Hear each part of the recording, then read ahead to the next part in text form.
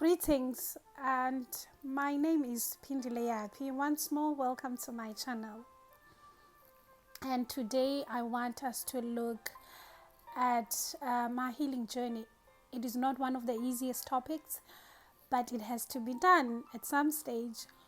Let us look at healing from a loss of losing my babies.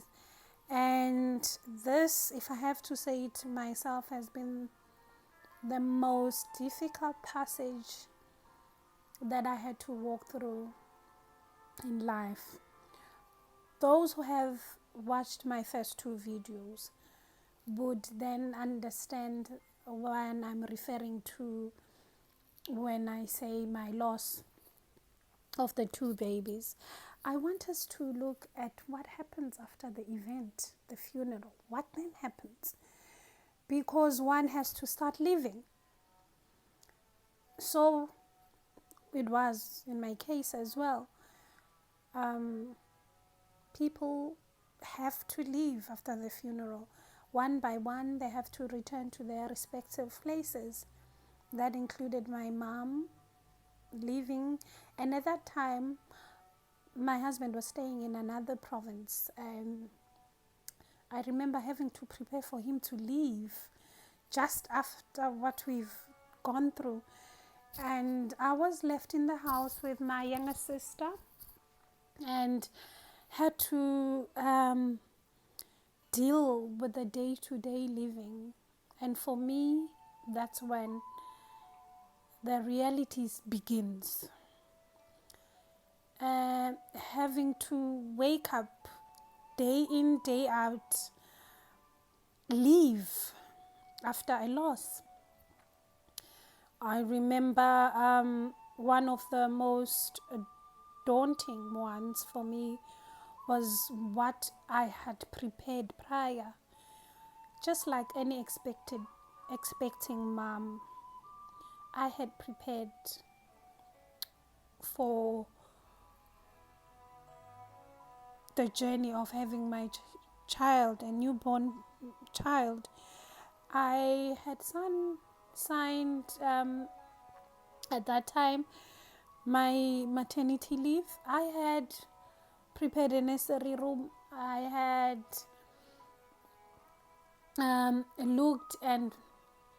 looked and found a reliable stay-in helper who was going to assist me with the baby. And my body as well had prepared to receive a baby. I remember waking up some days by my body full, my breast full of milk, testifying of the preparations that had gone prior. A C-section wound that had said, in all that you have been through, you should have been holding someone. And it was not like that. It was not like that. I then learned that when one prepares, it is not only the physical, also it is the emotional, the mood while one was preparing. Every morning it would trigger, because when you sleep, you don't face, you're not at the moment of living, but first thing when you wake up, reality hits you in your face. And for me, it was the most difficult because I had triggers all around me. I often cried a lot. Those who know me, I'm a crier. I cry when I laugh. I cry when I pray. But that time, if I didn't cry, I would have a lump in my throat that only could feel better when I cry. So often I would cry. I would lock myself in the room and cry. And often would be taken out from that space, maybe by and distracted by a loving message, a call from a loving someone checking up on me. And yeah, I remember breaking down, telling my sister that kubuhlungu mntase, kafane kaloku ngoku ndiyancancisa, meaning my body is saying I should be breastfeeding. There's so many things I'm stuck with. I find myself stuck with so many. And that was done in the name of preparation.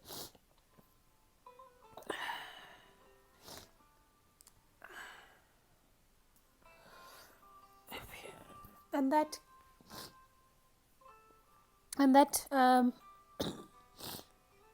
soon reminds me that in all that we do, there are emotions attached. Whether it's preparation, whether it's what, there are emotions attached. And I would sometimes feel it's better to feel the physical pain than to deal with the emotional side of it. Because with the wound, you dress it up.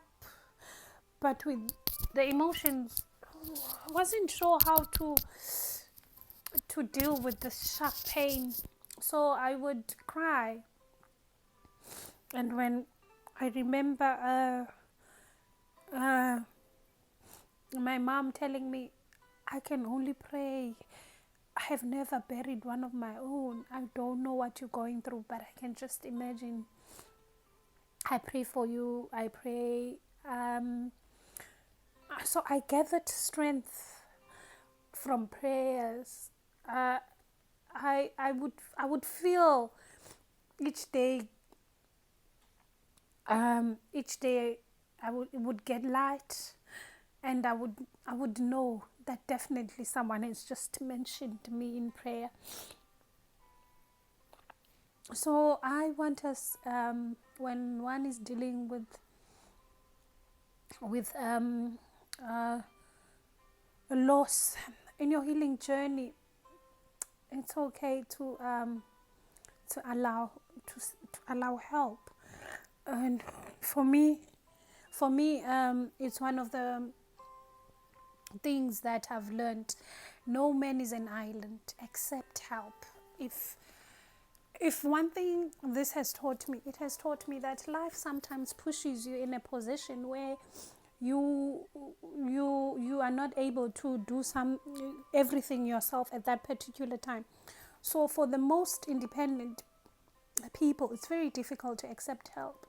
So I want to say to someone, it's okay. Say yes to help. Say yeah, because that helps a lot. The support structure that surrounds you, don't push them away. It's okay. They can bring in a dish you couldn't cook. It's okay. Accept help as much as you can. One of the greatest gifts that God has blessed us with is the gift of the genuine people that surround us. I would just get the strength from that and be able to face each day as it comes. And yeah, I didn't want to be so emotional. Well, now the second aspect I want to talk about is the emotional side of a loss. It is a roller coaster. There are days that are bright, and then the other days are not so bright. And how I have gone through, truly it's miraculous. I would say the emotional side of things is you can't run away from it for long. In my case, I had to face it head on and be like, There are babies all around me. There are pregnant women all around me. My family, I've got younger sisters. They would fall pregnant at some stage. They would have young babies. Now, this is me coming clean to God that I would like to hold my younger sister's babies at some stage without fear. I would like to look at a pregnant lady and not wonder or shake or be scared. So I opened up to God. I'm like, what do I do with all these emotions that are inside me? Because one thing I'm sure of, I do not want to live in fear. And yeah,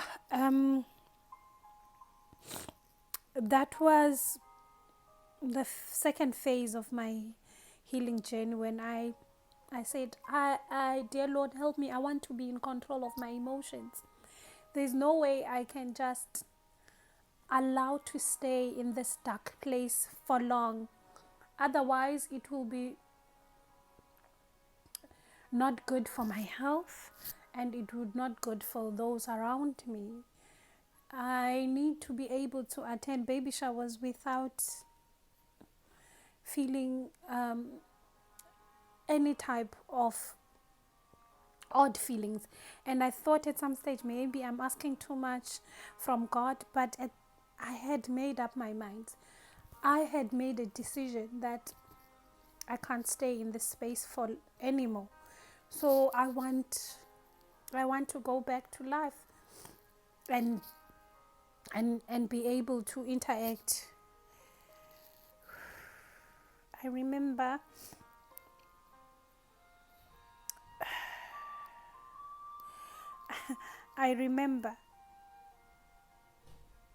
after that prayer, I went online.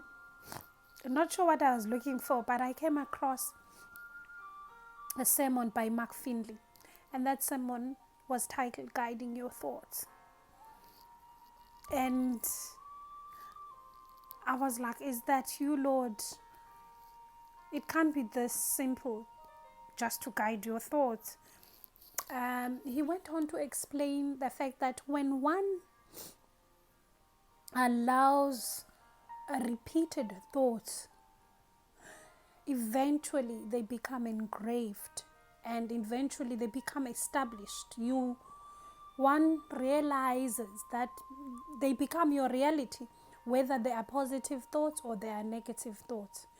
Once thoughts repeated, it becomes thought engraved, and one has to repeat positive thoughts so that the outcome is of a better than repeating negative thoughts.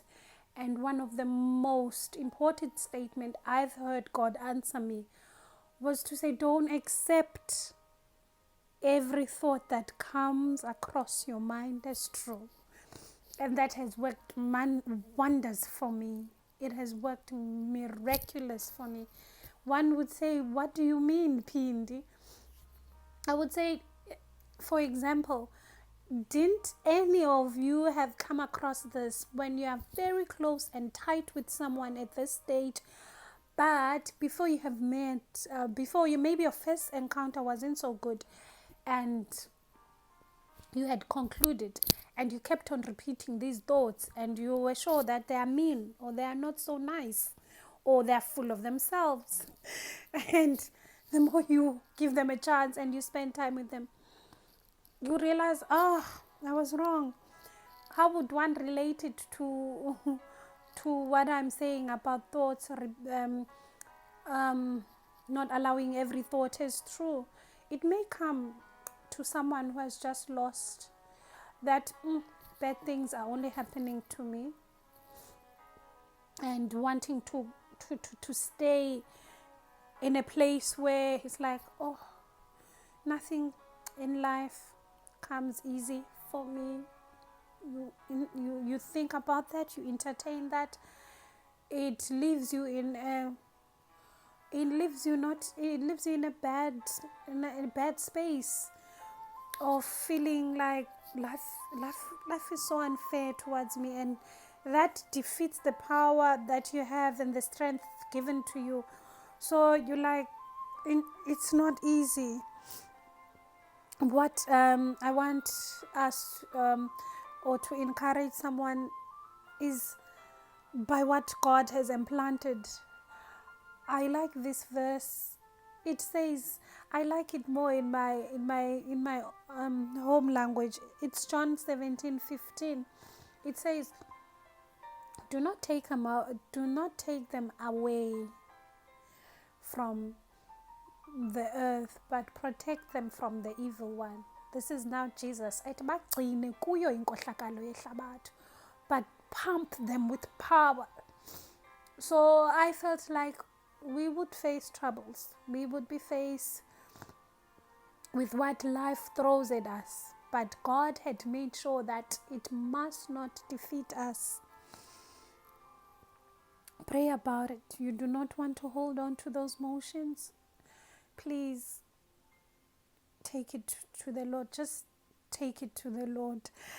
I remember for me, one of the aha moments as well was to relocate and change the provinces. As I've mentioned in my first videos, that was also one of the healing journey, or one of the attributes that God through towards my healing journey, because there would be less triggers. Yes, every time you go out, you will be meeting a stranger or someone you know. They will be pregnant. They will be holding their newborn. And you have to pray to God to give you the strength to say, wow, there is a God in heaven. Yes, I'm not holding my baby. God knows why. But there's hope.